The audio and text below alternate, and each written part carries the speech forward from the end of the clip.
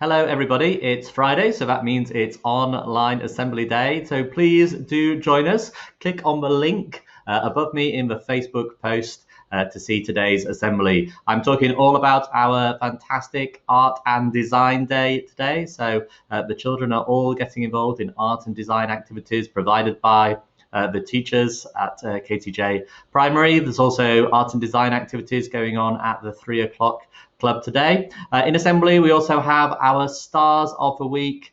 We have our Pen Pal challenge, and we're sharing some of the excellent work that's been going on in the primary school.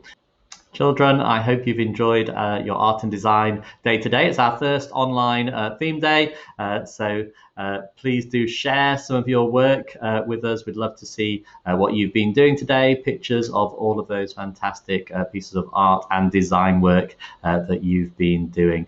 Many thanks to our teachers and our teaching assistants for all of your hard work over the half term, and to our wonderful parents as well for your amazing support. But I'd like to say a really big well done to our children for the adaptability, the resilience, the communication, the cooperation, the thoughtfulness, the inquiry, the morality that you are showing through all of your learning. Okay, keep it up.